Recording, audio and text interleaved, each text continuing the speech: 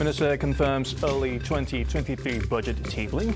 UMNO leaders deny ultimatum claims, and our political analyst will brief us on what to expect at UMNO's special meeting tomorrow. Those are the headlines for tonight. Good evening, everyone. You'll be Douglas Elliott, and this is Tvs Nightline.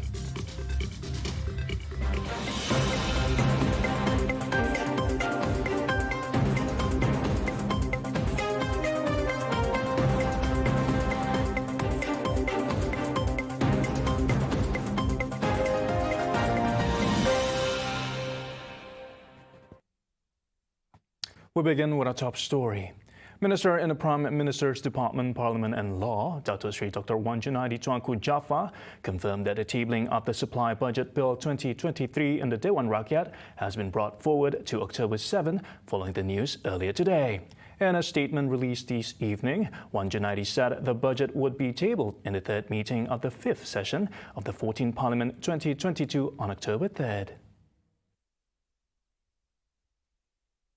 He said according to the original calendar of Parliament, the coming session of Dewan Rakyat was supposed to be for 31 days, from October 26 to December 15th, 2022, while Dewan Negara was supposed to meet from December 8th to 22nd. However, the session had been brought forward by 23 days under the new calendar, where Dewan Rakyat will sit for 32 days from October 3rd to November 29th, and Dewan Negara from November 21st to December 7th. Wan Junaidi said the change was due to the need for the government to amend the calendar for the third meeting to enable the tabling of the Supply Budget Bill 2023 to be brought forward, adding that it was also to enable the Supplementary Supply Bill 2022 and Fiscal Responsibility Bill to be tabled once the Supply Budget Bill 2023 was approved by Dewan Rakyat. Wan Junaidi said Prime Minister Datuk Seri Ismail Sabri Yaakob was using his power under Standing Order 11 in the bracket 2 of the Dewan Rakyat Standing Orders and Standing Order 10 in the bracket 2 of the Dewan Negara Standing Orders to bring forward the start of the session from October 26 to October 3rd. Several media outlets also pointed out that it could also be an indicator that general election will be called soon. Several UMNO leaders have come forward to deny claims that the party had issued an ultimatum to Prime Minister Datuk Seri Ismail Sabri Yaakob to hold an election now or risk getting sacked as the party's vice president. The issue purportedly arose during a political bureau meeting earlier this week. Citing several new media outlets, UMNO was said to have given Ismail Sabri a few demands in which he must fulfill.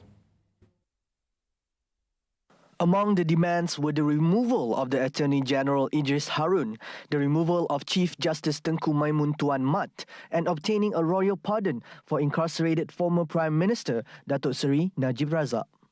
In addition, for Ismail Sabri to immediately call for general election. However, UMNO Vice President Madzir Khalid have shot down the claims, saying that the statement attempts to incite division within the party. Others who deny the claims include UMNO Secretary General Ahmad Maslan, who said that the meeting held on Wednesday was somber following the federal court's decision in Najib's court case. This was in contrast to what media sources claim as stance, with claims that voices were raised at Ismail Sabri for failing to interfere in Najib's conviction. On Saturday, UMNO's top leaders are expected to meet for a special briefing at the party's headquarters. And it will be a packed weekend for UMNO tomorrow, as a special meeting will be held on Saturday involving the party's top leadership.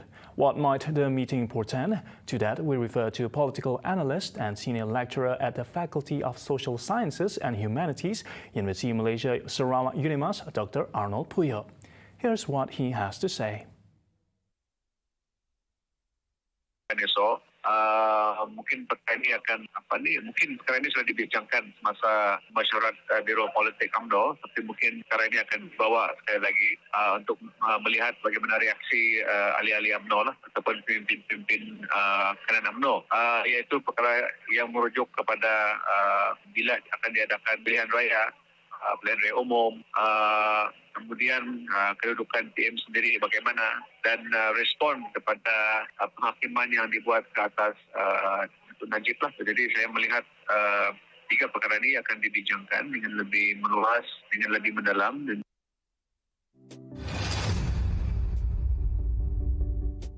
Sarawak soon will have an internationally recognized framework in carbon trading. Premier of Sarawak, Datuk Petinggi Tan Sri Abang Johari Tun Openg said it will learn from other countries to come up with a framework following the passing of the Land Code Amendment Bill 2022, which gives the state better provisions on carbon storage and trading. This is something new. And the protocol is the international protocol, and we have to comply with the international protocol on carbon trading. Abang Johari said this in his speech during the symbolic handover of letter of award for the construction and fit-out of Shell Malaysia Upstream Headquarters ceremony on Friday. He added a framework that complies with the international standard is needed, and the State Deputy Minister of Energy and Environmental Sustainability, Dr. Hazlan Abang Hipni, had been tasked to look into the matter. Meanwhile, on the ceremony, Abang Johari said the newly constructed office building marks the return of Shell to Miri. He noted that the oil and gas industry in Malaysia had its start in Sarawak in 1910. Starting September 1st, Sarawak Malaysia My Second Home Pass holders are allowed to work or be involved in active investment and businesses in the state. Among improved refinements proposed for the enhanced requirements and regulations of the program to benefit the state. However, State Minister of Tourism, Creative Industry and Performing Arts, Dato Sri Abdul Karim Rahman Hamzah, said that the matter is subject to terms and conditions as well as the approval from the state government. So the first one is now mandatory. They have to open a fixed deposit account. Before this, they have to open up a fixed deposit account, or in the event that they don't open up, they can just show proof that they have sufficient income, offshore income, so that it's not benefiting us if that's the case, because when applicants open up fixed deposit account, they have to put in cash into our bank, in some way support the economy. Additionally, Karim said the pass holders are also expected to stay in Sarawak for at least 30 days annually, compared to 15 days before, as one of the conditions to get an extension or renewal of their visas. On the application of the Sarawak Malaysia My Second Home program, Karim said from September 2020 until July of this year, 209 applications have been approved, with the United States recording the highest number of approved applicants with 32, followed by the United Kingdom with 30 and Singapore with 26. Sarawak ramps up its visibility to woo more visitors from India for the state to be a preferred travel destination, as the country ranks 5th in the number of tourist arrivals to Sarawak. Well, indeed, Tvs Convention 2022 is a golden opportunity for us to ramp up Sarawak's visibility in India, and also to showcase to our Indian travel agents partner on why Sarawak should also be their next destination of choice when it comes to tourism and business events. The Indian tourist arrival to Malaysia shows a positive trend with a 15% growth rate pre-pandemic in 2019. India ranked the 5th place in terms of visitors' arrival to Sarawak, which marked the significance of tapping into the Indian market. Abdul Karim said this at a press conference on Travel Agent Federation of India's Tvs Convention 2022 on Friday. He said in 2019, Indian tourist arrivals to Sarawak total about 26,700. Travel Agent Federation of India's convention will be held for the first time from September 20th to 23rd at Borneo Convention Centre, involving over 500 delegates. The third convention held in Malaysia. It was previously held in Kuala Lumpur in 1999 and Kota Kinabalu in 2007. The replacement of all water pipes after the recent pipe leakage issues in Santubong will be addressed.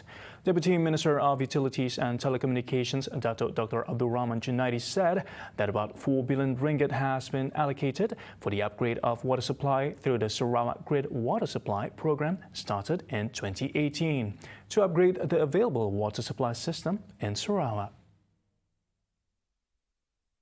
Kita kerap menerima aduan paip-paip bocor ni kerana sebahagian pada paip yang telah pun dipasang di Sarawak setengah tempat telah pun berusia, ada yang berusia lebih pada 30 tahun dan didapati sekiranya paip itu adalah yang dibuat pada bahan AC, asbestos semen, AC pipe, maka paip itu mudah bocor. Jadi soalan orang tanya kenapa paip AC ni mudah bocor, kerana ia bahan yang dibina menggunakan asbestos semen. Lepas sekian lama terdedah dengan bahan daripada tanah sebagainya, cuaca, maka mereka menjadi rapuh dan mudah bocor. Dr. Abdul Rahman, who is also Pantai Damai Assemblyman, explained that the construction of the booster pump station and high-level water tank is also one of the causes of leakage on the connection pipe due to its strong water pressure. He stated this after officiating the Children's Potential Day of Tabika Kemas, or better known as Hari Potensi Kanak-Kanak Tabika Kemas, Zone 1, Kuching Division, at the Yayasan Sarawak Hall on Friday. In addition, Dr. Abdul Rahman also said that technical factors or faulty joining process could also be the cause of leakage at the said pipe connection. Nevertheless, Dr. Abdul Rahman implores to the public to report such issues to the local authority immediately for further action. Sarawak's plans to establish its own boutique airline is very much ongoing and is in the planning stage. In assuring the matter, Deputy Transport Minister Dr. Jerb Susil said that the ministry is currently ironing out the kinks with a few aviation companies. It is very important for us, essential for us to have our own boutique flights. Pencak berancangan, but we need to create the platform for it. The platforms, which includes who are the operators, who are which aircraft we shall use, what type of aircraft. All these are within our planning. Most likely, we'll be using our own home-based skyways as a platform which is already there already. But who is operator? We are still in planning. Yeah? We will not be buying aircraft. We will be leasing it. We will be leasing it from various aircraft providers. He said this after officiating a district-level Healthy Malaysian National Agenda in Siburan on Friday. The Mambong State Assemblyman underpinned the necessity for Sarawak to have its own boutique airline as means to boost the foreign tourist arrivals to Sarawak, noting that the state government is anticipating high demand for flights within Borneo, especially when Indonesia's new capital Nusantara moves to Kalimantan. Still to come after the break, prosecution witness claim he is unaware of Judge Nazlan's involvement over 1MDB loan, and suspended Thai Prime Minister continues to serve as Defence Minister. Right here on Tvs Nightline. Stay tuned.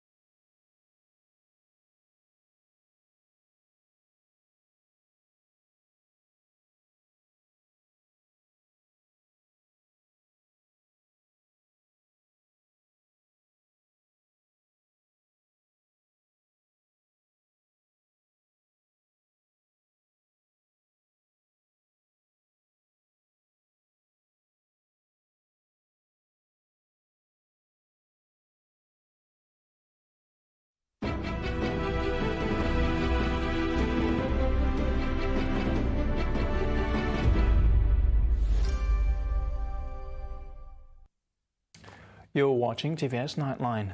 Now, the One Malaysia Development Berhad 1MDB audit tampering trial enters its second day today, with former Premier Datuk Seri Najib Razak arriving at the Kuala Lumpur High Court complex at 8:48 a.m. Earlier today, our editor Firdaus Ismail, who is in Kuala Lumpur, filled us in on the details.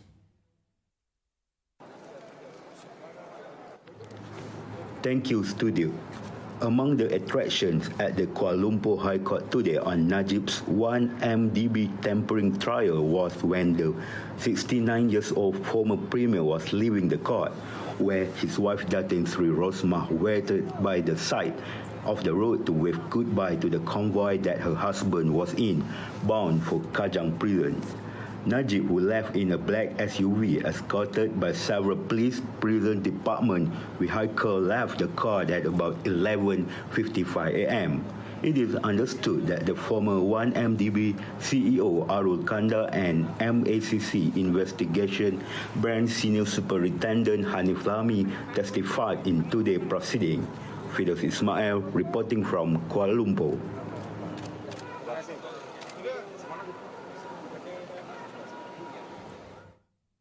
Still on 1MDB case, as former 1MDB CEO Arul Kanda Kandasamy today told the High Court that he had no knowledge about the involvement of the then High Court Judge Datuk Muhammad Nazlan Muhammad Ghazali in the 4.17 billion ringgit loan to the Sovereign Wealth Fund.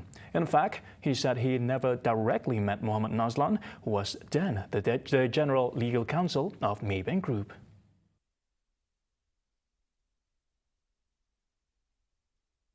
Judge Muhammad Nazlan, who is now a Court of Appeal judge, was the judge who convicted and sentenced former Prime Minister Datuk Seri Najib Tun Razak to 12 years jail and a 210 million ringgit fine for misappropriating 42 million ringgit of SRC International Berhad funds on July 28, 2020. The 15th prosecution witness said that in relation to the loan 1MDB took from Maybank, he always dealt with other bankers such as Michael Olau.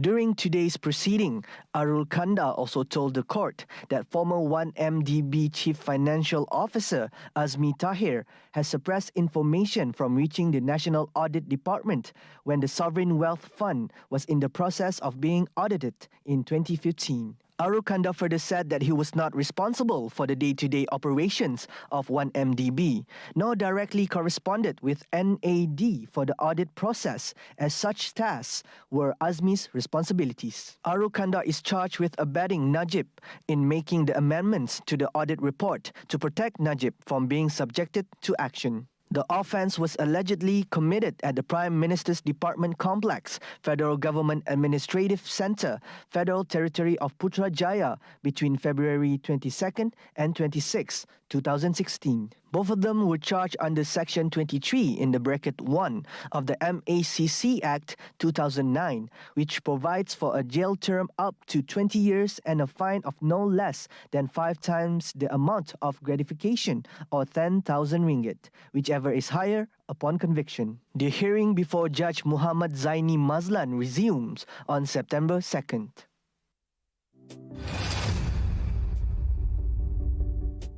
Concluding our week's topic on the viability of the entertainment and performing arts industry in Sarawak, as there are issues such as undiscovered, underappreciated and underpaid talents.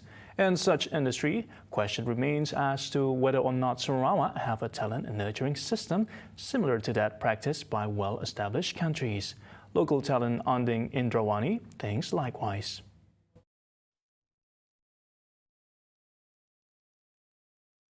We don't have that kind of trend or that kind of method of seeking or looking for the new talent.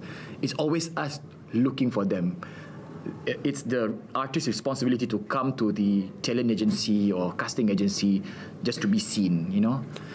And maybe we can try to seek and turun padang and find for that talent. It's like scouting for athletes. That's what they do. So yeah, maybe that is going to be a very good idea. Since that we are still, we think that we are lacking of talent, so why don't we just turun padang and seek for them and scout for new talents. Yeah, and that could be a new method lah. Well, it's not new, but then for Malaysian, it is new. It is. Because not just in Kuching, we don't do this. In KL also, we don't do this. When asked whether he thinks that the state government is supportive to such industry, this is what he has to say.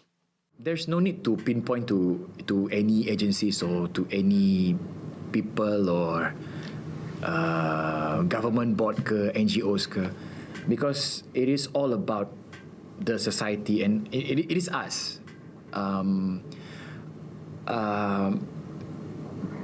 What the government does right now is yes, to assist and also to help the creative industry players themselves.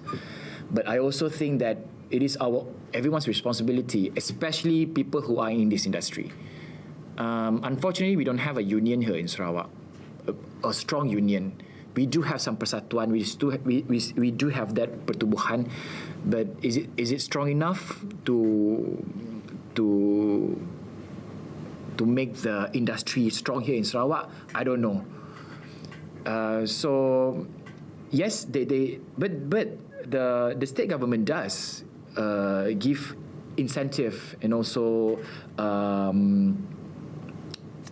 some assistance lah.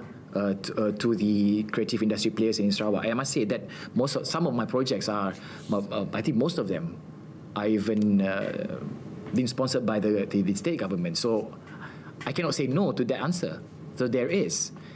But then again, it's the creative industry players themselves, whether they want to go further or not. So it's up to them. It's up to us, or it's up to people like me in this industry.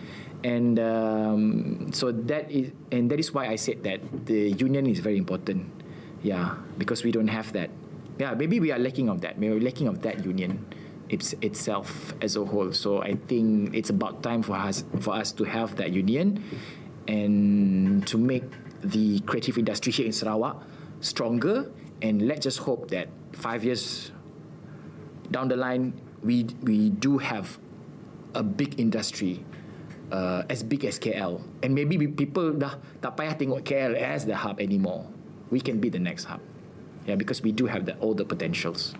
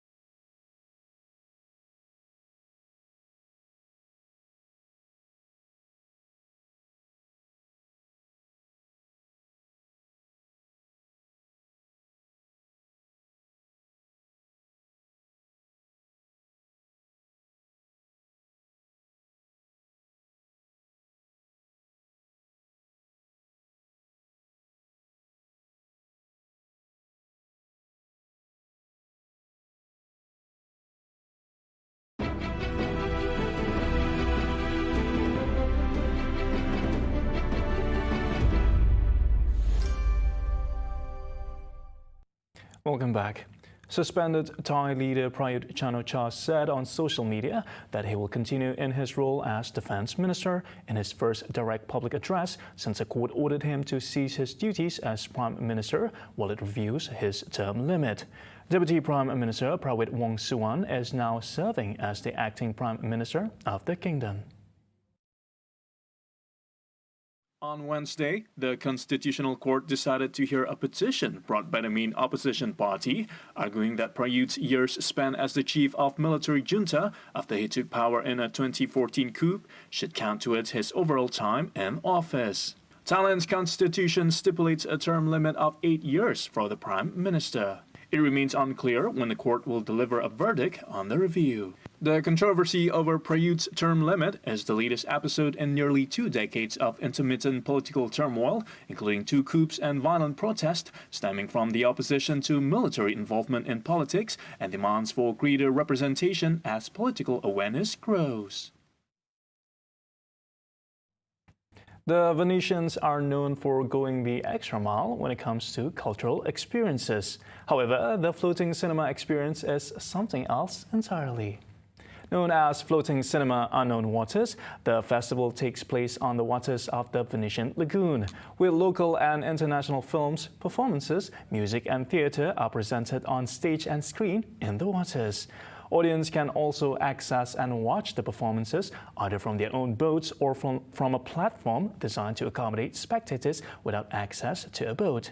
According to the organizer, the program aims to amplify the perception that transcends the ordinary.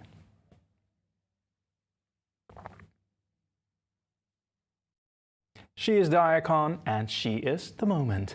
After a video of her singing Siti Nurhaliza's Percayalah went viral, Iban singer Winnie Albert caught the nationwide's attention, including the likes of singer-composer Ajay and Harith Iskandar. And tomorrow, she will be appearing on Sejahtera Asia to talk about her newfound fame, with hosts Wan Alif and Sharon Kazia, 7:45 a.m. only on TVS Astro Channel 122 and My Free View. See the world closer with TVS as we bring you the latest news updates, both locally and internationally, by visiting our official website at tvstv.my or follow us on our social media. And that's all the time we have for TVS Nightline. I'm Douglas Elliott. Thank you for watching and have a good weekend ahead.